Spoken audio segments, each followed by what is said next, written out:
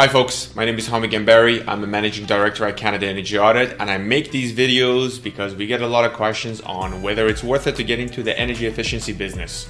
I have nothing to sell you, and I hope you see a value of this.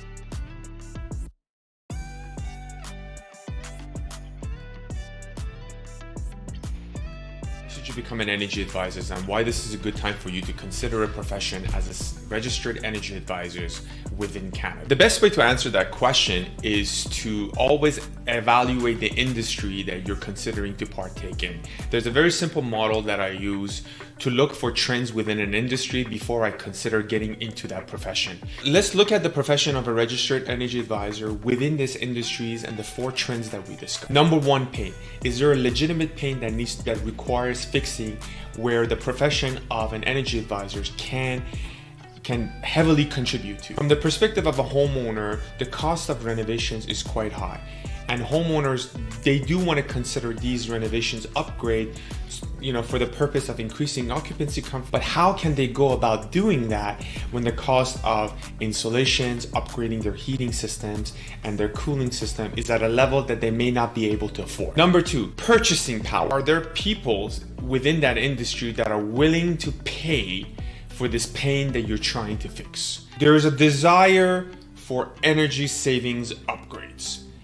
Now, within our industry right now, we have this wonderful trends around rebates that are being introduced to reduce the cost of renovations that homeowners are considering. The 2 main programs across Canada Greener Home Grants, where the homeowner can get up to $5,600 for energy efficiency renovations. And within Ontario, we also have the Enbridge's Home Efficiency Rebate Program, where they can also get up to $5,600 for energy efficiency upgrades. And again, there are wonderful programs are also available in the province of British Columbia. These rebates are structured in a way where it will enable the homeowner to reduce upfront capital investment and also increase their purchasing power, which is a very positive trend within our industry. The rebates will enable the homeowner to reduce the cost of these retrofit by anywhere between 30 to 60%. So the third variable and the trend that you have to look into in our industry is ease to target. We identify the pain. We identify that there is high increase of purchasing power.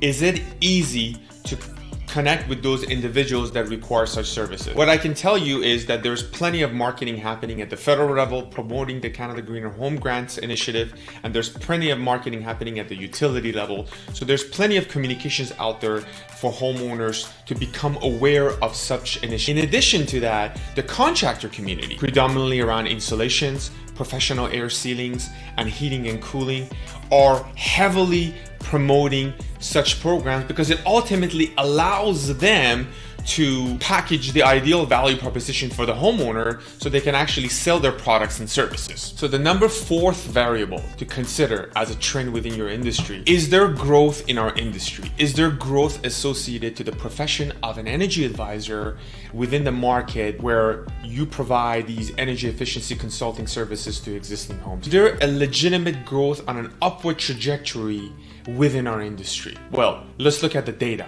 Canada Greener Home Grant is an initiative that is going to be around for the next 7 years. The target 700,000 grant applications. Enbridge's Home Energy Efficiency Rebate Program has been around since its inception in 2013, and all evidence points towards it being a very popular program. It will stay for many years to come.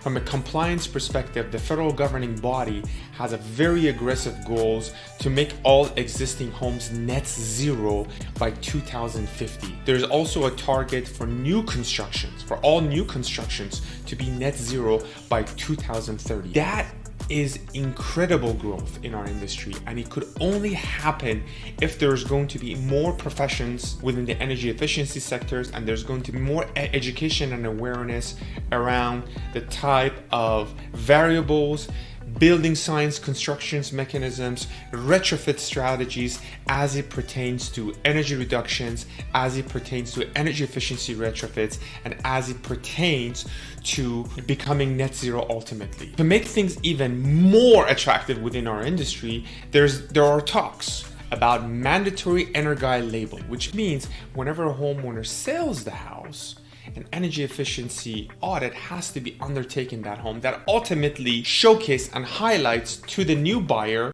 of where this house stands from an energy consumption perspective and what they need to do potentially to make it more energy efficient. So when you look at the existing programs, when you look at the compliance programs that are currently in place and the targets that we have to achieve, it's sufficient to say that this is an industry that is an upward growth trajectory.